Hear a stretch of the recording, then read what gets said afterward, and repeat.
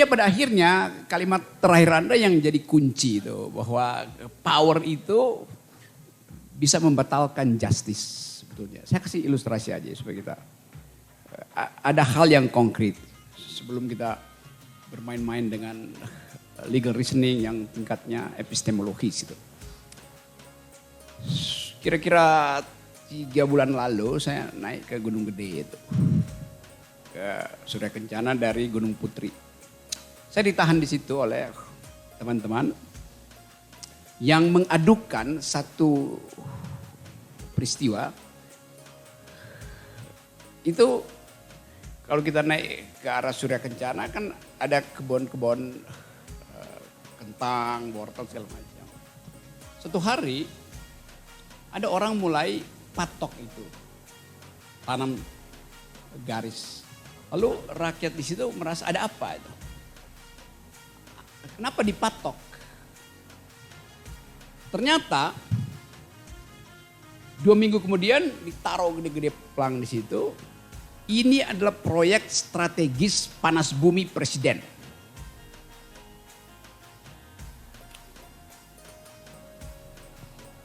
Jadi ada panas bumi di perut gunung gede yang mau dieksplorasi itu, dikasih patok. Saya tanya, patok itu disepakati oleh warga enggak? Enggak, dipatok aja begitu. Yang menarik adalah kepala desanya, anak SD, saya lulusan SD situ, dia bilang begini ke saya. Kalau saya foto patok itu dengan orang yang lagi patok, kena undang-undang ITE apa enggak Pak? Anda bayangkan itu. Undang-undang ITE jadi momok sampai ke desa yang hidupnya cuma bertani itu. Hal yang dia nggak tahu undang-undang ITE itu apa. Yang dia tahu bahwa undang-undang ITE itu ada pemenjaraan. Hanya itu yang masuk di kepalanya. Buat bikin foto aja dia takut. Katanya kenapa takut?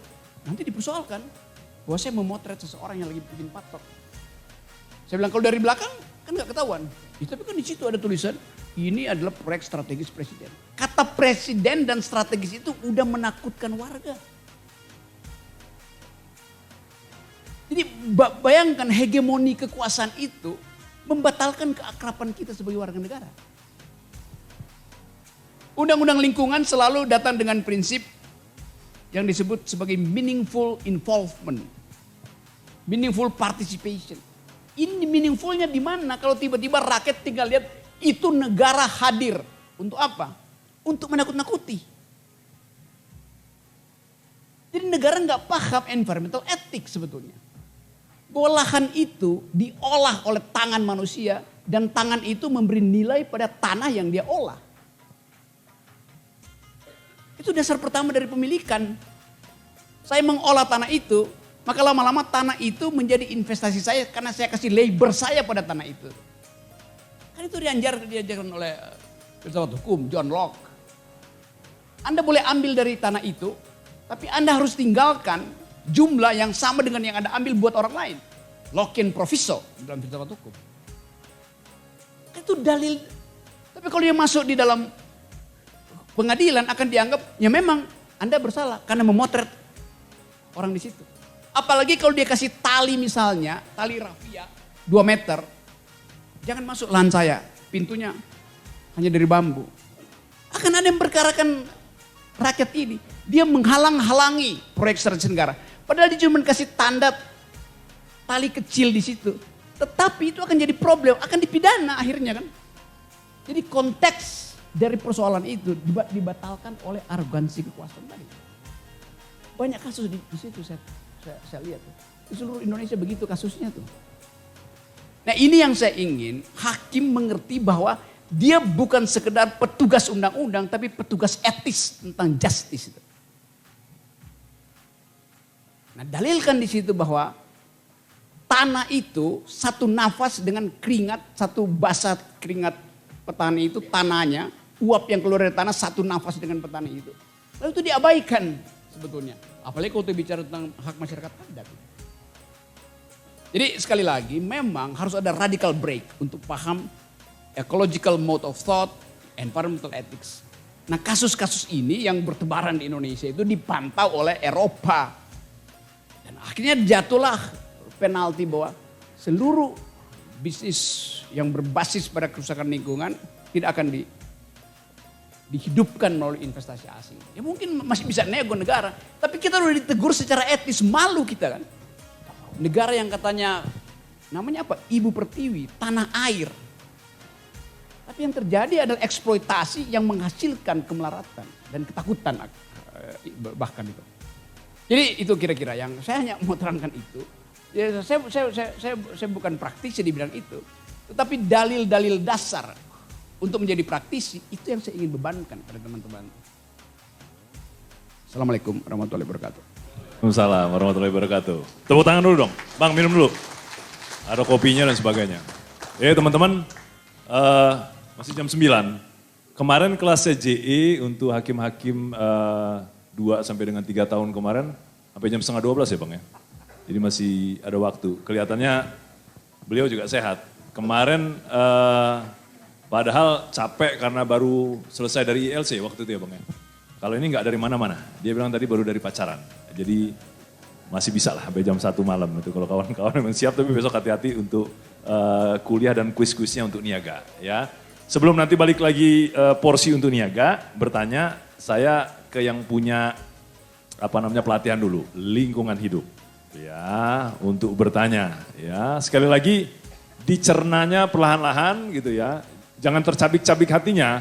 Ya namanya juga Pak Rocky kan suka-suka provokasi begitu. Dan terjabik ya dinikmatin aja beliau. Mungkin selama ini kita nikmatinya cuma di televisi.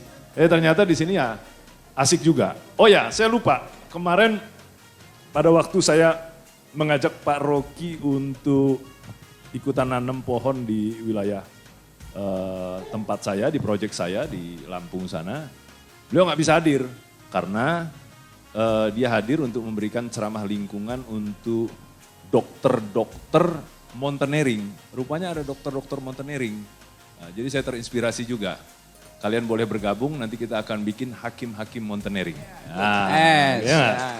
Hakim-hakim yang suka jalan ke gunung. Ya, sehingga kemudian kita betul-betul paham tentang environmental ethic dan environmental justice. Jadi environmental justice itu nanti dibantu ditegakkan oleh hakimnya. Silahkan Pak Iqbal yang bertanya. Atau ada perempuan dulu? Oh ya perempuan aja dulu, belakangan aja lah Pak Iqbal lah ya. Perempuan dulu karena ekofeminisme itu dulu yang ngangkat nanti ini. Silakan Bu. Di sini Bu biar fotonya bagus. Atau di sini. Silakan Bu.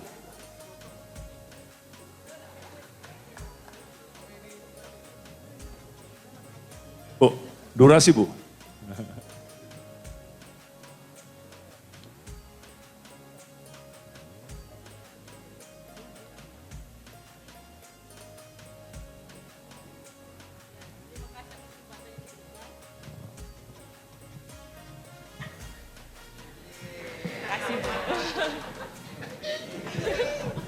Jadi kalau menyangkut tentang yang namanya Spring Silent atau nama saya Anita. Dari Pengadilan Negeri Tondano. Oke. Satu kampung. Ya, jadi kalau saya langsung saja Pak. Jadi kalau mengenai tentang Spring Silent atau yang menyangkut tentang revolusi hijau, di sini bagaimana suatu negara akan membuat suatu hal yang besar yang pada akhirnya menjadi ancaman.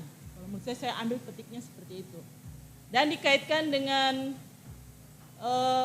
bagaimana revolusi hijau akhirnya mereka sadari untuk jadi ancaman yang pada akhirnya mereka kembali lagi ke pro natura. Jadi di sini dikaitkan dengan gugup saya. Jadi dikaitkan dengan keadaan yang ada di Indonesia, bahwa banyak para hakim yang telah mengeluarkan putusan-putusan yang terbaik. Contohnya Profesor Dotulong. Contohnya saat ini yang saya dengar dari pemaparan bahwa ada putusan dari rekan-rekan dari Petun yang mengatakan membatalkan izin untuk suatu perusahaan tambang yang akan membuat tambang yang hampir sebesar pulau kecil. Jadi itu dibatalkan. Jadi bukan hanya sekedar transaksi-transaksi, Tapi di sini saya melihat bahwa banyak hakim-hakim yang sudah pro natura dan mengeluarkan putusan-putusan yang terbaik. Seperti itu.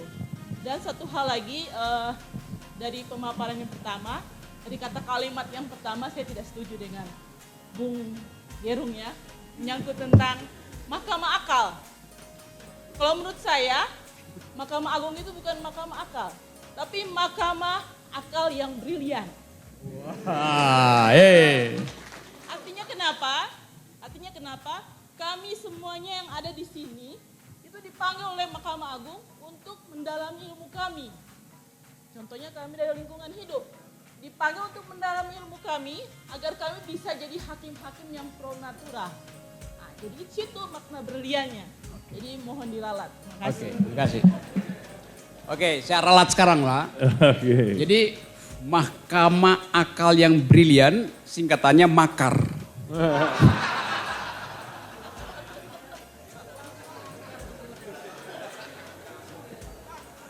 Ya, saya tahu banyak putusan yang bagus sekarang, termasuk pembatalan yang ada di ujung Sulawesi Utara, Pulau Sangihe yang kasus satu pulau mau ditambang, tapi proses hukumnya masih jalan. Tapi intinya ada kesadaran baru untuk pro natura. Kesadaran baru untuk pro natura. Itu sejajar dengan dalil di dalam filsafat lingkungan, from natural right to the right of nature. Jadi kita sebetulnya lagi masuk di dalam perpindahan paradigma dari natural right, kan hak-hak itu dianggap diberikan secara tanpa reserve oleh alam. Semua hal yang kita bicarakan selama ini itu dasarnya adalah natural right.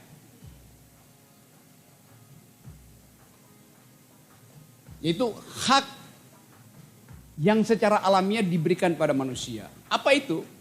Hak untuk mengeksploitasi alam demi happiness.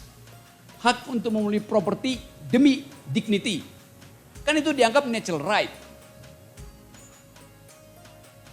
Tetapi sekarang perubahan paradigma itu mengubah yang natural right, yang seolah-olah itu adalah hak yang tanpa reserve, pergi pada the right of nature. Yang kita sebut pro natura. Tapi ini juga belum cukup radikal. Pro natura artinya kita peduli pada alam supaya hidup kita berlanjut. Kan itu dasarnya kan? Supaya hidup kita berlanjut. Jadi tetap kepentingan antroposentrisme, tetap kepentingan manusia tuh. Bukan kepentingan alam. Nah karena itu green economy, sustainable economy. Tapi problemnya bukan pada sustainability dari ekonomi untuk manusia. Tapi the idea of sustainability, sustain apa enggak? The sustainability of the idea of sustainable economy. Jadi logiknya di situ tuh. Silakan eksploitasi, tapi tinggalkan buat lingkungan ya. Iya, tapi itu tetap eksploitasi buat apa? Buat kepentingan manusia. Jadi arogansi antroposentrisme tetap ada. Saya terangkan dengan cara lain. Dulu kita anggap bahwa kita menguasai teknologi. Kita menguasai teknologi. Teknologi adalah alat untuk memudahkan hidup.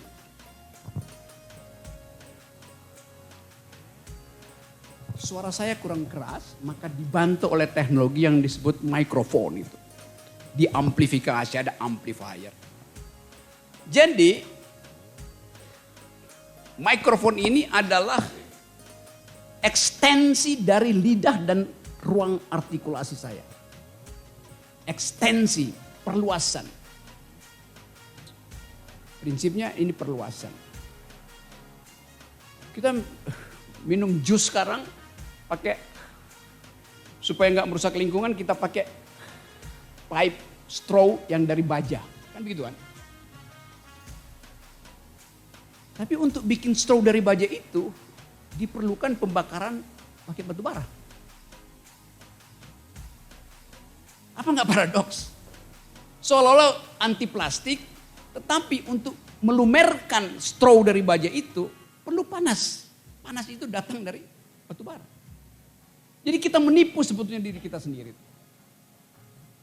Pipa itu, straw itu, apa namanya? Sedotan itu ekstensi dari kerongkongan saya. Kenapa saya nggak minum dari gelas aja? Kenapa mesti pakai pipa itu? Supaya kelihatan beradab.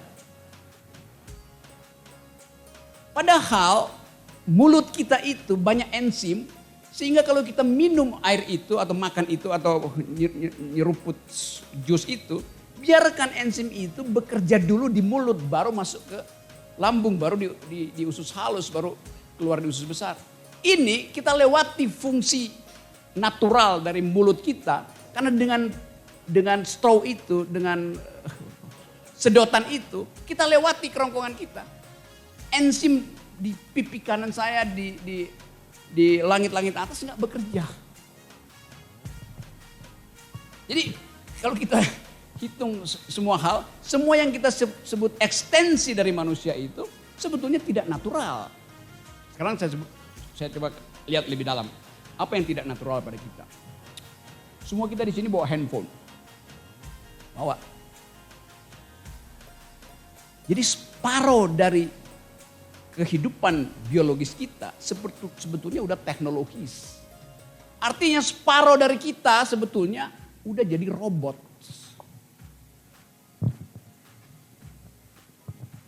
Dan teknologi membuat kita cemas. Kalau Anda ketinggalan handphone, Anda bisa keringat dingin. Ajaib. Jadi handphone itu nyatu dengan humanity, dengan kemanusiaan kita. Anda takut tiba-tiba klien Anda nelpon untuk tukar tambah kasus tapi handphone Anda ketinggalan. Anda takut. Anda takut tiba-tiba handphone Anda yang ketinggalan di rumah dibuka oleh istri Anda.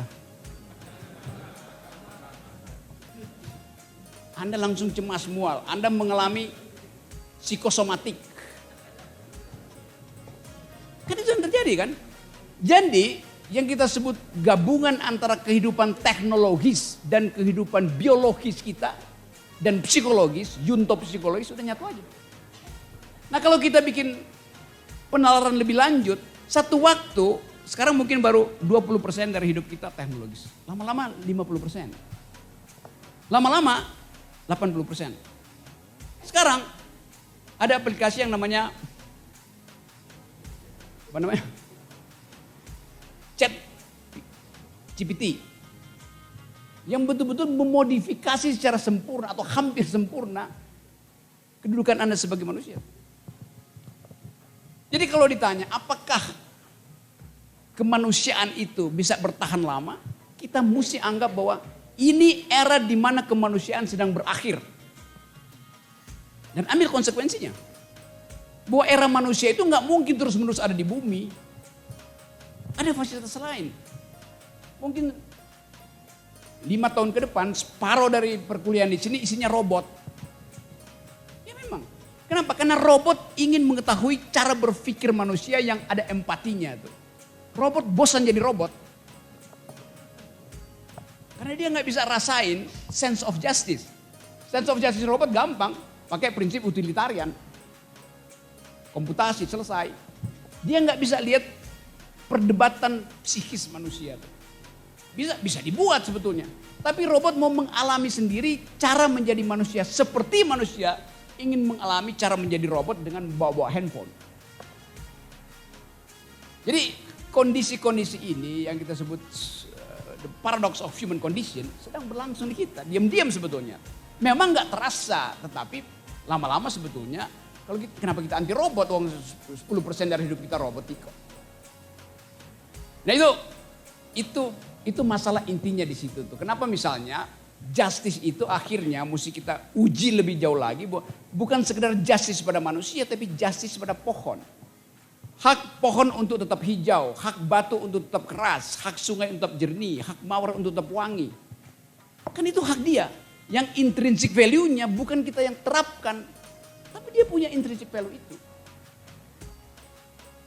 Nah sekali lagi saya tahu ada kerumitan pada kita yang udah terbiasa menganggap bahwa itu gimana sih masa hak mawar untuk tetap berduri nggak boleh dipetik dong, emang nggak boleh dipetik.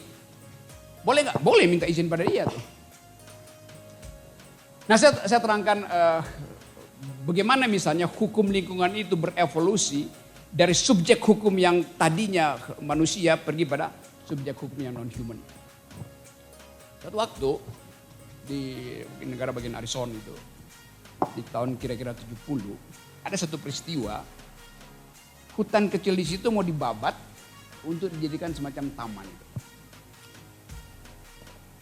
Lalu ada seorang profesor hukum anti pembabatan itu. Dia bilang, saya bisa dalilkan di depan pengadilan, before the law, bahwa pohon itu berhak untuk mempertahankan statusnya sebagai pohon, bukan sebagai ranting, bukan sebagai pohon kering yang mau dibabat. Bagaimana caranya? Pada waktu itu, person in law, subjek hukum itu hanya manusia. Pohon bukan subjek hukum. Tetapi si profesor ini namanya Christopher Stone, dia menulis paper pendek, judulnya Should Trees Have Standing? Should trees have standing? Dalam bentuk pertanyaan. Apakah pohon punya standing, punya legal standing untuk jalan ke depan hakim, membela dirinya? Ya gak mungkin. Tetapi kemampuan reasoning dari si profesor ini mendalilkan bahwa seperti seorang anak yang harus diampu, pohon itu juga bisa berjalan melalui pengampunya. Itu yang kemudian sekarang jadi prinsip dalam hukum lingkungan, bahwa pohon berhak untuk datang ke depan pengadilan melalui masyarakat adat. Sama aja kan?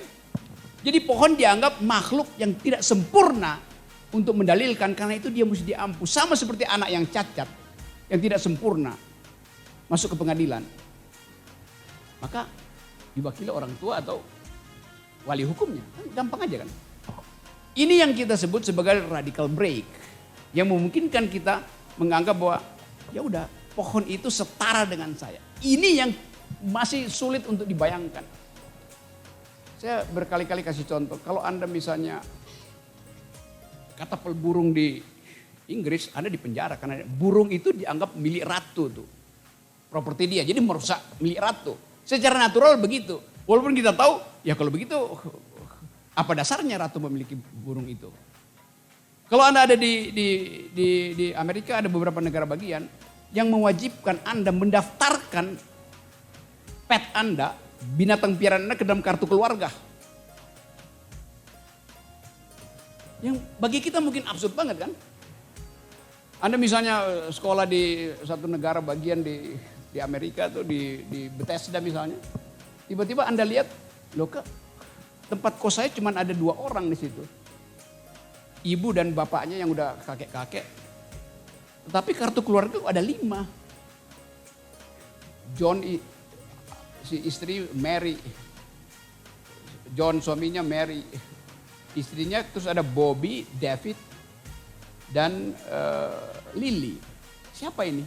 1 kucing, 1 burung, 1 anjing. Didaftarkan sebagai keluarga. Karena ada kewajiban, bila Anda memelihara, Anda harus betul-betul perlakukan dia sebagai subjek hukum sempurna.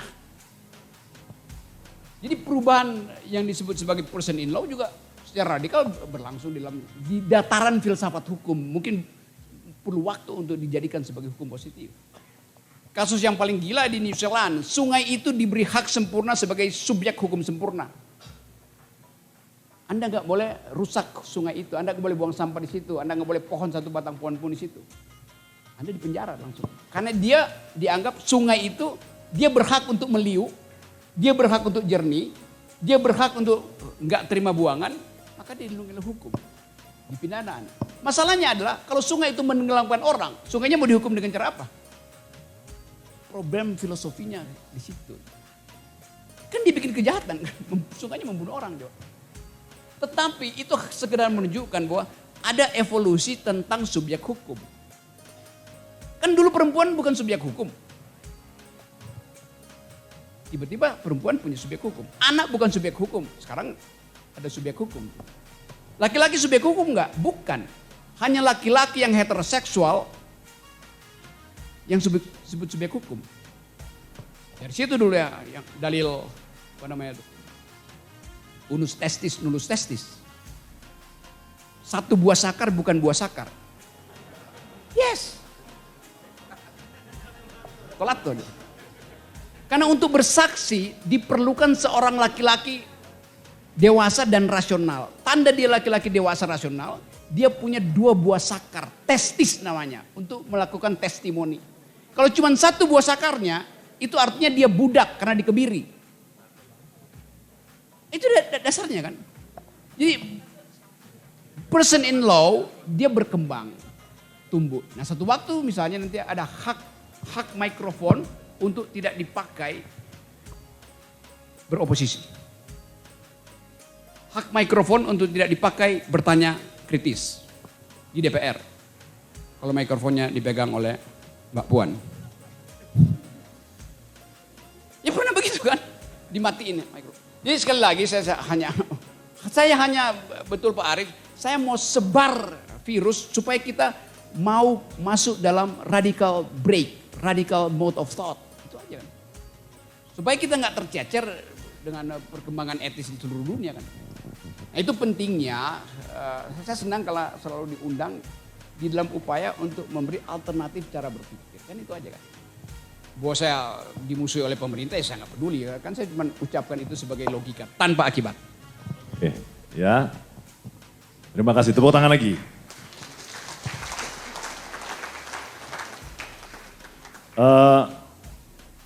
Pak Rocky itu tahu kok, pengadilan itu memutus banyak putusan-putusan yang pro lingkungan, putusan yang menghukum Darmadi ya di perkara tipikornya untuk Duta Palma itu, ya, yang menghukum kerugian negara 4,7 triliun dan merusak perekonomian negara sehingga dia dihukum untuk membayar 73 triliun, itu tahu tuh. Itu sebetulnya itu perkara-perkara lingkungan, tapi masuk jaksa untuk menuntut hak negara untuk menuntut atas kerusakan lingkungan itu melalui tipikor. Lalu kemarin tuh kalau nggak salah PT BAS ya, Bumi Alam Surya ya, kalau nggak salah saya itu yang memutus perkara terkait mengenai karhutala di Barito Kuala. Ya, 2001 itu putusannya. Hakimnya tadi ditemuin tuh sama teman-teman yang di Jakarta Pusat itu. Salah satu hakimnya ada di situ, nggak usah disebut namanya, nanti dicek aja itu. Negara menuntut agar perusahaan ini membayar atas kerusakan lingkungan yang kemarin disebut oleh Pak KMA itu. 561 miliar, lagi di dalam proses eksekusi untuk itu. Ya, tapi kemudian banding, dan di putusan bandingnya ternyata memang dinyatakan putusan itu tidak dapat diterima ya. Jadi problem lagi kan gitu. Di putusan bandingnya, putusan hakim pada tingkat pertamanya sudah pro natura. Tapi ada argumentasi juga di hakim banding. Kita nggak boleh juga kemudian mau menyatakan bahwa nggak benar ini putusan banding karena masih ada proses lagi kan. Kalau kita ngerti, kalau orang luar itu nggak ngerti bahwa ada proses ketika putusan dianggap adil gitu ya, karena mewakili semua lalu kemudian dibalikkan dibanding, lalu kemudian orang ribut gitu ya, semuanya itu. Padahal ini masih dalam proses, ya namanya negara berkembang kan, seperti itu modelnya. Jadi banyak sekali putusan-putusan kita yang cukup baik sekali, ya bahkan disebut kemarin ada 8 putusan yang siap untuk dieksekusi. Oke, Pak Iqbal silakan. Fotografer mainkan.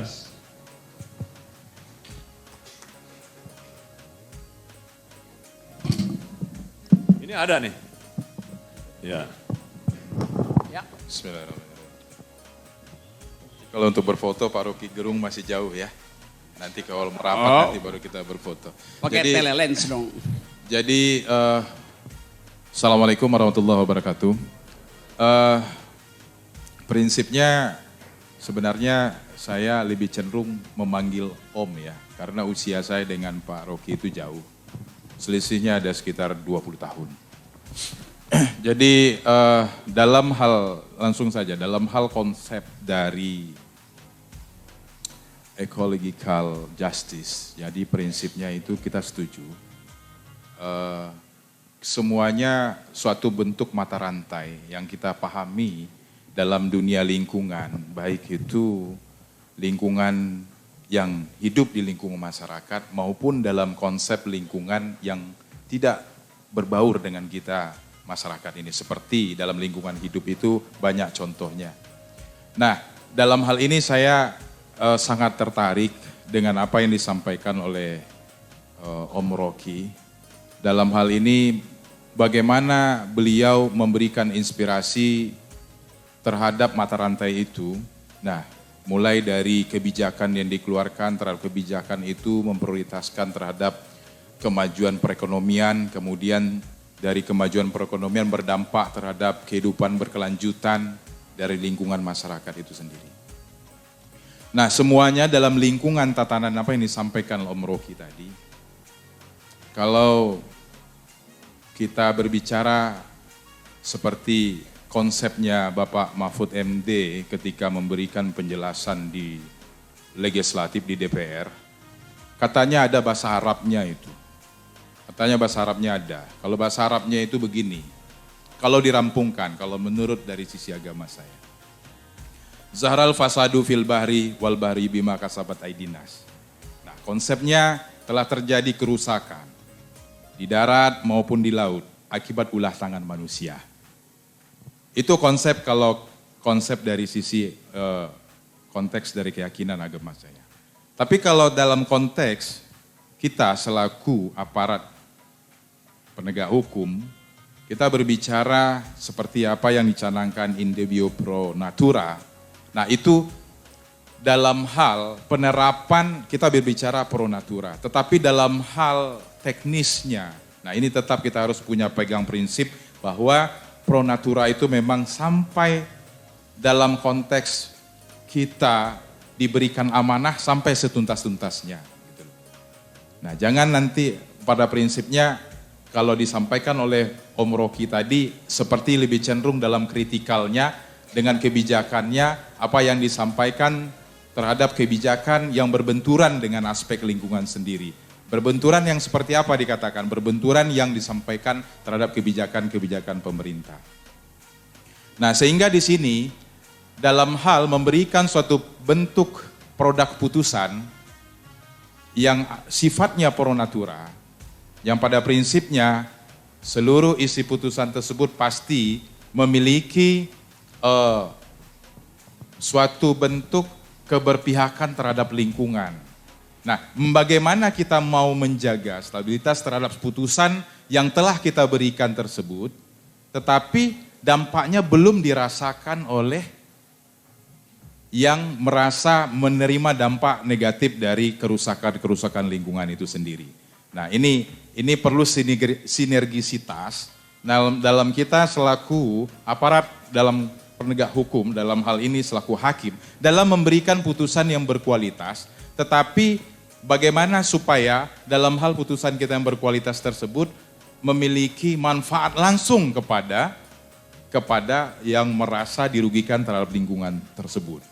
Nah, ini suatu bentuk evaluasi terhadap diri kita masing-masing nanti ke depannya. Mudah-mudahan nanti ada judek teknisnya dalam hal permanya yang akan segera diterbitkan begitu. Mungkin itu dari pandangan saya dari sisi kita berbicara secara sisi untuk hukum lingkungan ini. Nah, kemudian untuk penutupnya Om Rocky tadi di mana ya? Di depan kamu. Oh iya. Oke Om Rocky. Om Rocky mau pantun dari saya Om? Oke. Oke. Kalau Om jawabnya tidak serius, saya tidak keluarkan pantunnya. Saya ingin pantun kamu juga serius. Oke. Oke, silakan. Baik. Pantunnya begini Om. Anak raja mandi di kali. Ketika sampai di kali, ketemu dengan beberapa karung. Harus kita bisa membaca dengan kritik-kritik berkali-kali. Itulah namanya Rocky Gerung. Ya, terima kasih. Assalamualaikum warahmatullahi wabarakatuh. Terima kasih. Poinnya tadi bagaimana putusan-putusan hakim itu memberi manfaat langsung buat buat masyarakat atas putusan-putusan perkara lingkungan itu. Itu mungkin tadi disampaikan, itu mungkin poinnya itu. Sebelum menjawab ini ada satu tadi, ibu-ibu silakan. Silakan Bu.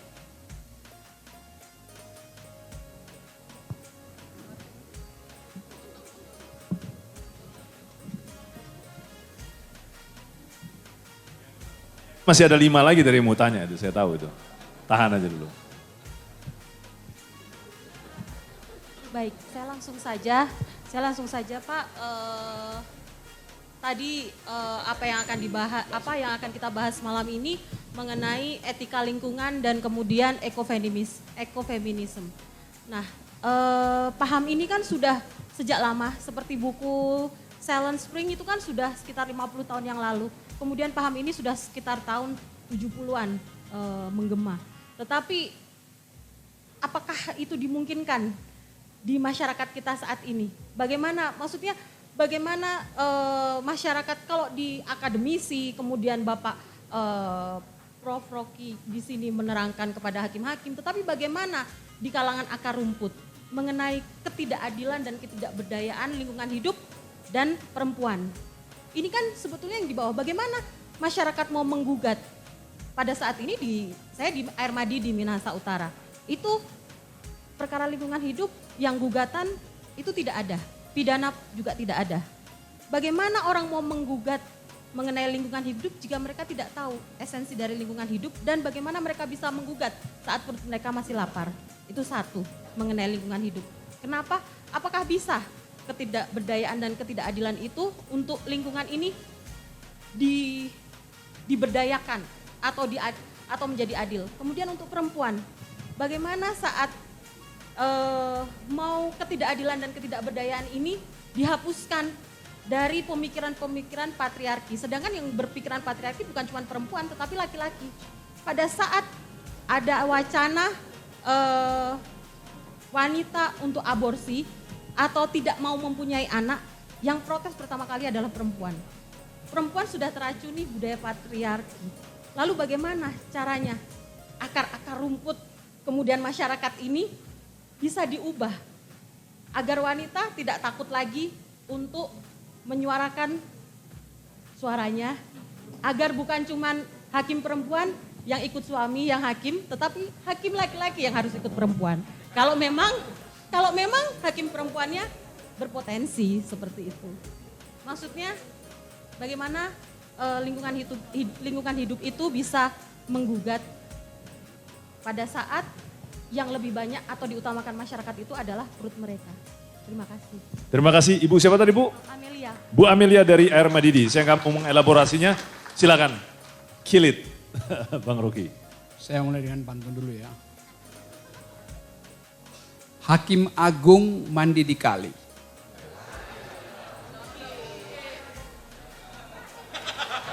Hei. Jangan tanggung bila mengadili.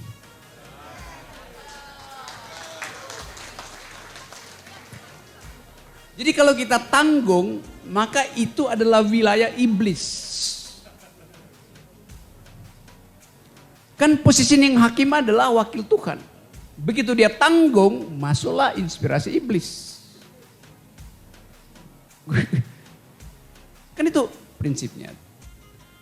Jadi tadi saya diri di situ buat lihat lukisan itu tuh pohon, coba lihat.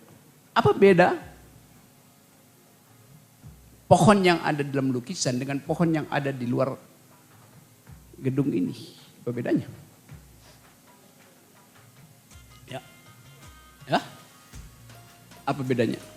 Apa beda pohon yang ada di pohon yang saya tatap itu dengan pohon yang ada di luar gedung ini? Apa bedanya? Ya saya bisa lihat daun yang merah juga di luar. Oke, saya bisa pasangin O2 juga di sini nih. Ya Ibu. Apa? Yang satu bernafas, satu tidak. Ya memang lukisan nggak bernapas, kenapa saya mau kasih napas pada lukisan itu kan? Ya itu bedanya di situ, beda yang saya langsung tahu. Ada yang lain? Ya? Ada Pak? Ya, saya bisa lihat dengan cara yang sama bahwa pohon itu indah, yang di luar juga indah. Ya. Oh, kalau Anda jadi lukisan, pohon itu bisa nuntut Anda.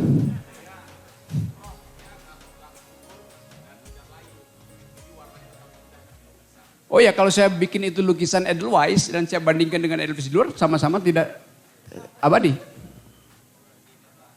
Gue lagi ngeyel.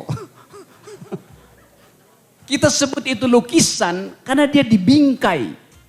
Yang natur ada di luar, begitu dibingkai oleh regulasi, dibingkai oleh politik, dibingkai oleh public policy, dia berubah tidak natur lagi. Kan cuma itu bedanya kan.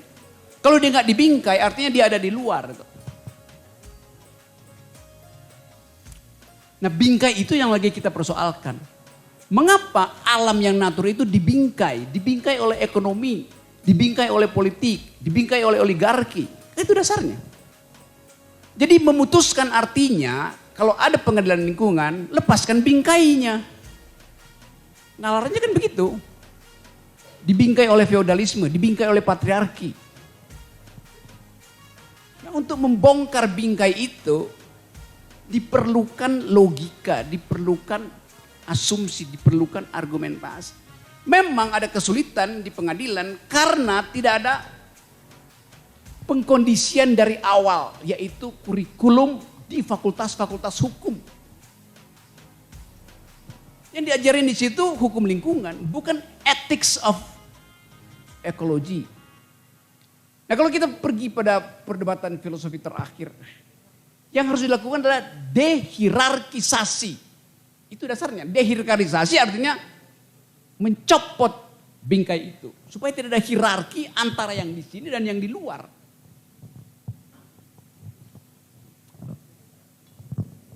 Dehierarkisasi.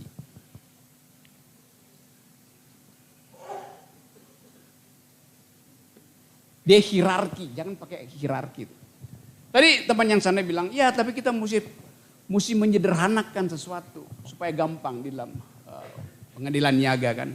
Oh beda antara simplifikasi dan simplicity. Beda. Yang kita lakukan kebanyakan simplifikasi, menyederhanakan. Jadi mental kita ini lebih simpel iya, tetapi otak kita mengarahkan simplifikasi aja. Apa? Transaksi aja. Substansinya kita mau bongkar. Karena kita pakai dalil simplifikasi, bukan simplicity. Semakin sederhana sesuatu, semakin mudah diterangkan. Itu yang disebut sebagai Razor paradox. Dalam logika. Nah, penyederhanaan itu terjadi disimplifikasi karena variabel-variabel yang non legal masuk ke situ. Ini anak pejabat, simplifikasi aja. Ini calon ketua DPR, simplifikasi aja.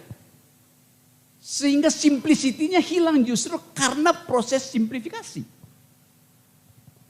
Ada potensial tambang ditemukan di Sulawesi Utara.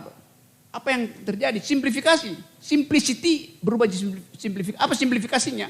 Begitu diendus di situ ada emas, maka mesti dipastikan ada Kapolres baru dikirim ke situ. Ada hakim baru dikirim ke situ oleh siapa? Ya oleh pembuat simplifikasi di pusat. Tiba-tiba Kapolresnya diganti supaya mengamankan itu. Perintah siapa? Perintah keadilan, bukan perintah kekuasaan itu. Hakimnya dipindahin karena hakim di situ terlalu jujur, dipindahin. Jadi begitu kita lihat ada gejala orang-orang baik dipindahin, pasti di situ ada simplifikasi. Di situ ada uang, di situ ada lukratif industri. Gampang sekali kan. Itu yang ada di semua media massa. Tapi kita nggak mau ucapkan itu. Karena kita anggap ya itu bagus juga kan. Lebih simpel menyelesaikan itu. Dengan akibat tadi bahwa hak rakyat, hak masyarakat adat. Untuk mengakses itu bahkan dipasang. Ini proyek strategis presiden. Takut rakyat. Kata presiden menakutkan. Padahal justru rakyat lebih tinggi kedaulatannya dari presiden. Jadi hegemoni itu yang membatalkan justice. Terima kasih.